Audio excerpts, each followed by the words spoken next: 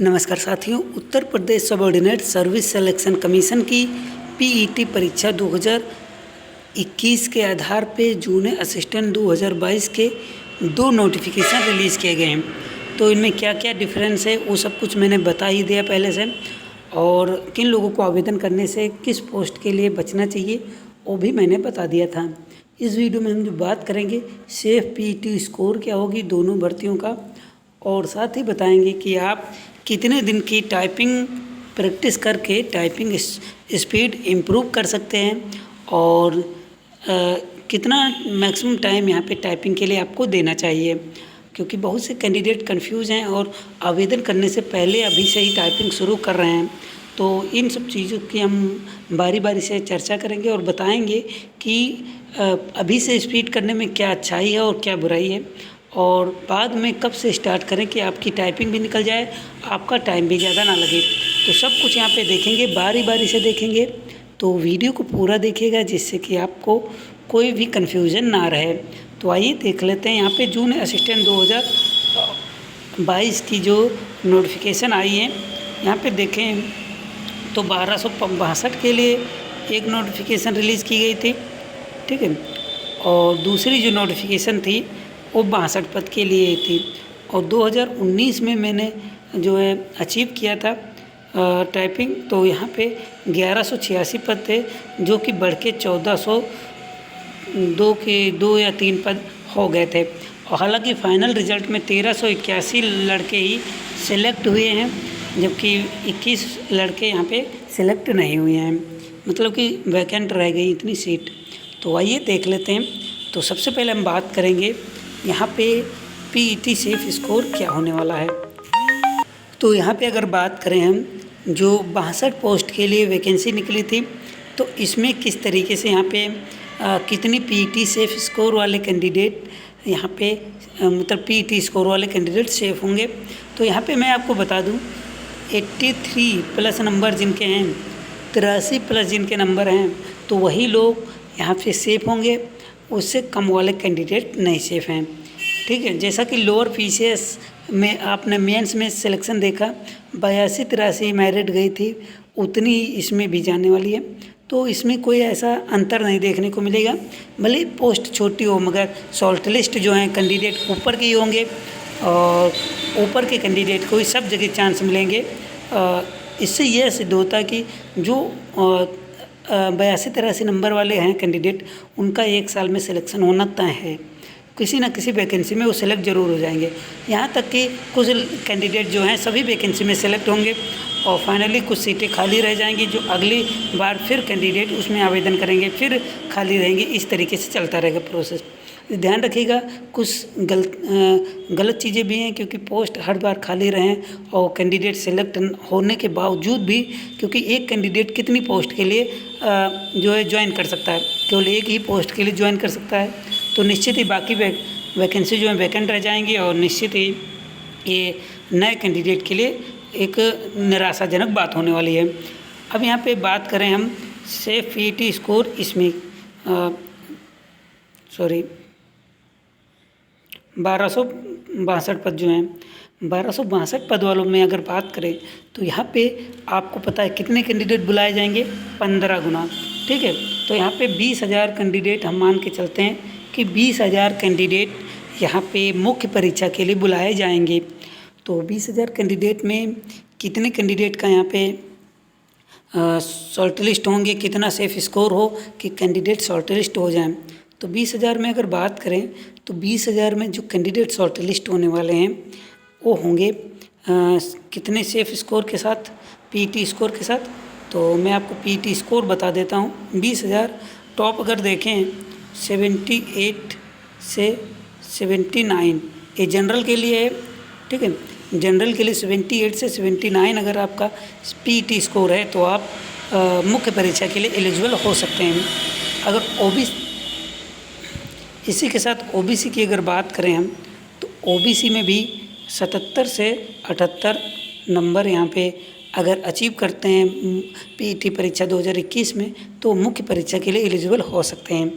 अब बात कर लेते हैं ईडब्ल्यूएस की।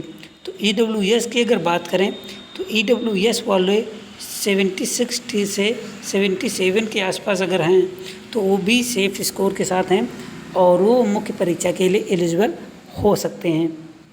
अगला अगर हम बात करें तो अगला बात करने वाले हैं एससी कैंडिडेट के लिए। तो एससी की अगर बात करें तो एससी वाले कैंडिडेट थोड़ा कम कट ऑफ जाएगी, मगर फिर भी इनकी 71 प्लस रहने की उम्मीद लग रही है। एसटी की अगर बात करें तो एसटी की कट ऑफ 65 प्लस रह सकती है एसटी कैंडिडेट के लिए। और बाकी फीमेल वगैरह आप समझ सकते हैं इसी के इर्द गिर्द घूमती रहेंगी, तो उसमें ज़्यादा ध्यान देने वाली बात नहीं है। तो अब यहाँ पे बात हम जो करने वाले हैं इनके इनमें टाइपिंग के लिए जो कन्फ्यूज़न कैंडिडेट में है कि कितने दिन टाइपिंग करनी चाहिए, सिर्फ पीटी स्कोर की चर्चा हो चुकी है, उसमें अब कन्फ्यूज़न नहीं रहना चाहिए। तो मैं आपको क्लियर बता दूं मेरा क्या रणनीति रही थी और मैंने किस तरीके से यहाँ पे अचीव किया अपना टारगेट। यहाँ पे देखिए जुलाई 2019 में आवेदन हुए और यहाँ पे जो एग्ज़ाम डेट थी 4 जनवरी 2020, 2 शिफ्ट में एग्ज़ाम हुआ था। और यहाँ पे अगर बात करें 2 शिफ्ट में एग्ज़ाम हुआ था और उसके बाद यहाँ पे रिज़ल्ट जो है वो आया था 2 जून 2020, ठीक है। लगभग 1 साल बाद रिज़ल्ट आ गया था, 1.5 साल बाद। उसके बाद अगर बात करें हम रिज़ल्ट आने के बाद 9/4/2021 को आया था, मतलब 2 साल बाद रिज़ल्ट आया था। अब रिज़ल्ट जब 9/4/2021 में आया था तभी मैंने खुद से एक लैपटॉप परचेज़ किया था, ठीक है। ध्यान से सुनिएगा, लैपटॉप मैंने परचेज़ किया, ठीक है। आप किसी भी अमाउंट का कर सकते हैं। मैंने 25,000 के आसपास यहाँ पे अमाउंट इन्वेस्ट किया और लैपटॉप परचेज़ किया था। और लैपटॉप मुझे पेटीएम से ऑर्डर करने के बाद यहाँ पे 6 दिन में हमें डिलीवर हो गया था। उसके बाद यहाँ पे देखें अगर 9 अप्रैल 2021 के बाद 6 दिन 15 तारीख को हमको लैपटॉप रिसीव हो गया था। उसके बाद मैंने टाइपिंग स्टार्ट कर दी थी, ठीक है। टाइपिंग स्टार्ट करने के बाद यहाँ पे अगर बात करें हम मुझे कितना टाइम मिला देख लीजिए। मई 1 महीना मई और 9 जून 15 मई को 1 महीना और 15 जून को 2 महीना, ठीक है। लगभग 2 महीने 10 दिन मुझे टाइपिंग के लिए मिले थे, ठीक है। यहाँ पे अगर बात करें हम तो 2 महीने 10 दिन मुझे मिले थे। और यहाँ पे 23 जून को मेरा नहीं था, मेरा नेक्स्ट मंथ मतलब जुलाई में 16 जुलाई को मेरा टाइपिंग टेस्ट था, ठीक है। तो यहाँ पे 1 महीना मुझे और मतलब कि टोटल मुझे जो टाइम मिला था 3 महीने का टाइम मिल गया था टाइपिंग के लिए, ठीक है। और टाइपिंग आपको पता है 1 महीना लगभग चली थी टाइपिंग, तो टाइपिंग में मुझे अच्छा खासा टाइम मिला था। उसके बाद मैं आपको बता दूं किस तरीके से मैंने टाइपिंग स्टार्ट की। मैंने 5-6 दिन तो मैं उंगली रखने में भी असमर्थ था। मैं कभी कीबोर्ड देख के टाइप करता था, मगर मैंने बहुत से वीडियो देखे, उसमें बताया गया कि कीबोर्ड देख के अगर टाइपिंग करेंगे तो निश्चित ही आप फेल हो जाएंगे। तो मैंने प्रयास किया, शुरू में बहुत ही परेशानी का सामना करना पड़ा। मैंने कई बार जो है 1-2 कीबोर्ड भी बदले मैंने, जो एक 150-200 का आता वो मैंने लिया था। उसके बाद एक लेनोवो का कीबोर्ड मैंने लिया था, वो 600-700 का था लगभग में, तो उसे मैंने परचेज़ किया, ऑनलाइन ही परचेज़ किया था मैंने। तो उससे मैंने टाइपिंग स्टार्ट की। और मैं आपको बता दूं एग्ज़ाम हॉल में जो होता है आपको खटपटाहट की आवाज़ ज़्यादा सुनने को नहीं मिलेगी, ठीक है। बहुत नॉर्मल सी आवाज़ आने वाली है, कोई खटपटाहट की इतनी आवाज़ नहीं आती कि आप डिस्टर्ब हों।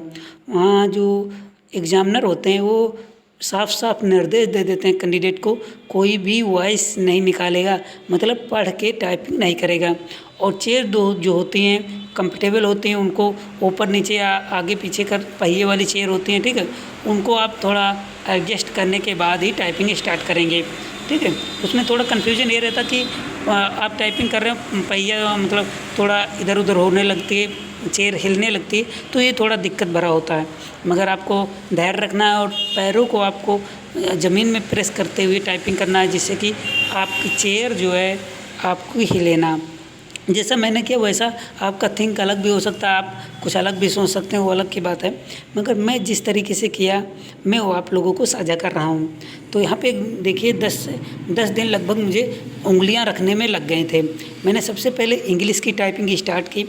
इंग्लिश टाइपिंग स्टार्ट की मैंने, कई सॉफ्टवेयर हैं, कई आप ऑफलाइन डाउनलोड कर सकते हैं, कोई भी सॉफ्टवेयर परचेज़ करने की ज़रूरत नहीं है। आप ऑनलाइन करें, ऑनलाइन टाइपिंग करें। और मैंने 12-12, 14-14 घंटे टाइपिंग की, ठीक है। क्योंकि मेरा खुद का सिस्टम था, मुझे निकालना था कि ये टाइपिंग मुझे निकालनी है, ठीक है। मैंने 1 महीने के बाद जब मैंने देखा तो मेरी टाइपिंग जो थी 20-22 के आसपास चल रही थी, और टाइपिंग बढ़ नहीं रही थी, बहुत ही आराम से बढ़ रही थी। जैसे कभी 23 हो गई, कभी 25 भी हो गई, फिर 20 आ गई, फिर 19 आ गई। तो इस तरीके से होती रहती है, कोई दिक्कत नहीं। आप बस सुचारू रूप से 10-12 घंटे करते रहेंगे तो निश्चित ही आपको यहाँ पे सफलता मिलने वाली है। तो यहाँ पे मैंने टाइपिंग जिस तरीके से की, तो वहाँ पे मैंने मैंने जब टाइपिंग मेरी उंगलियां फिट होने लगी, कीबोर्ड की कीज़ पहचानने लगी। और हाँ, एग्ज़ाम हॉल में ये चीज़ रखिएगा, किसी हिंदी में ज़्यादातर ये दिक्कत होती है।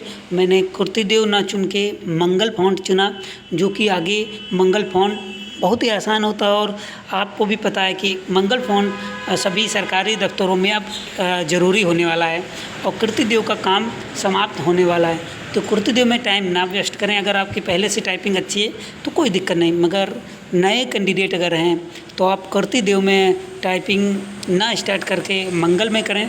बहुत ही मतलब कि बहुत ही फ्रेंडली है ये कैरेक्टर, और आप आराम से टाइपिंग कर सकते हैं।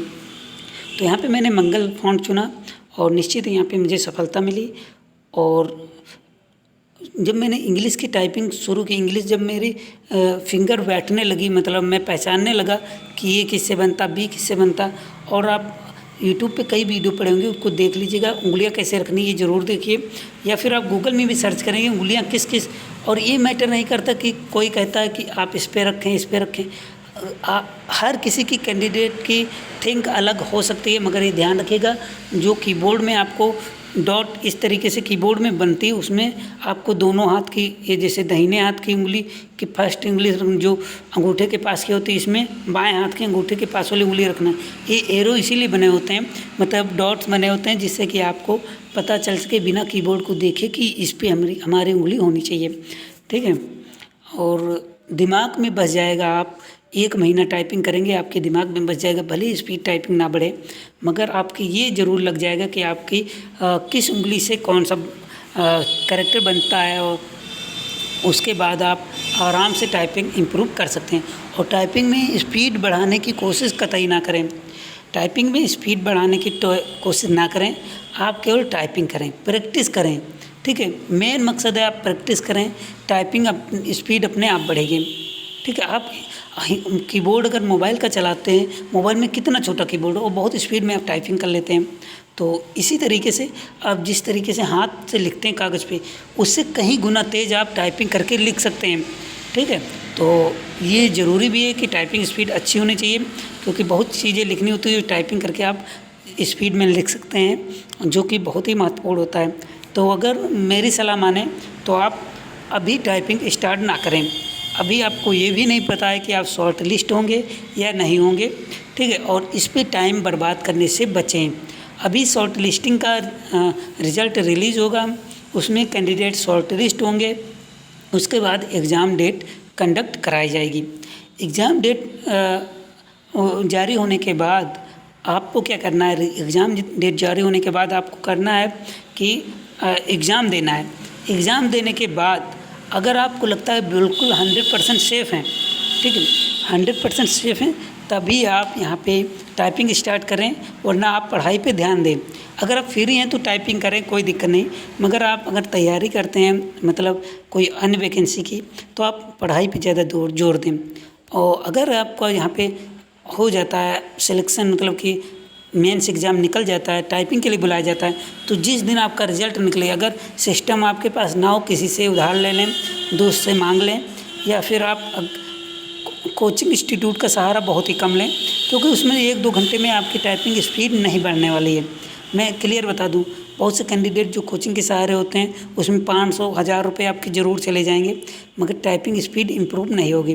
तो इसलिए 1000 रुपये से अच्छा है आप 10,000 का भी लैपटॉप ले लें, या फिर मोबाइल पे भी एक मेरी टाइपिंग वेबसाइट है, मैं आपको बता दूँ, मेरी typing.com, ठीक है। इस पर मैंने प्रैक्टिस की। इसमें जो सॉफ्टवेयर यहाँ पे दिया गया है बिल्कुल सेम टू सेम सॉफ्टवेयर आपको एग्ज़ाम हॉल में मिलने वाला UPT+ की, ठीक है।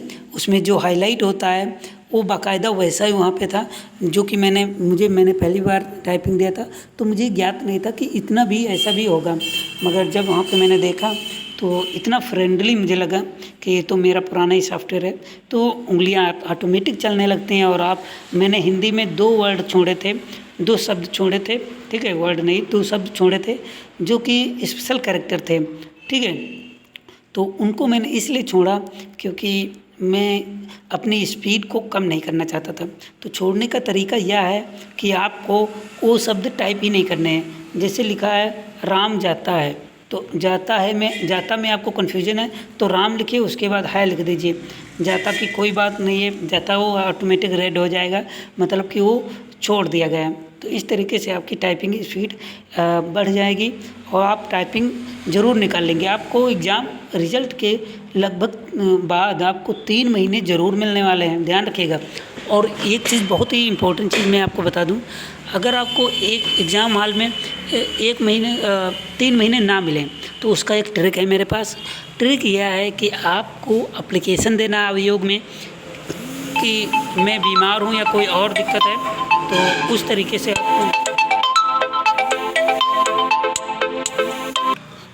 इस तरीके से अगर आप करते हैं तो निश्चित ही आप सफल होंगे।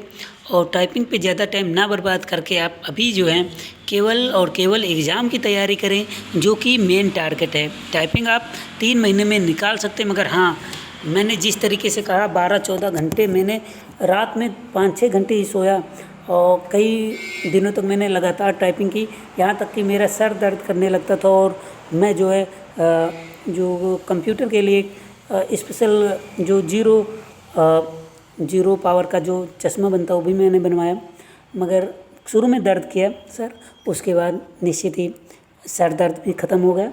और 2-4-10 दिन दर्द किया था। ये शुरुआत में दर्द करेगा, ज़्यादा ध्यान रखिएगा। शुरुआत में जब आप लगातार 10-12 घंटे और उंगलियां आपका शरीर अकड़ने लगेगा, शरीर दर्द करेगा, उंगलियां दर्द करेगी, सब कुछ दर्द करेगा, हाथ पैर सब दर्द करेंगे, मगर आपको हिम्मत नहीं हारनी है। थोड़ा बहुत टहल के टाइपिंग करना शुरू करें और निश्चित ही आपको सफलता मिलेगी।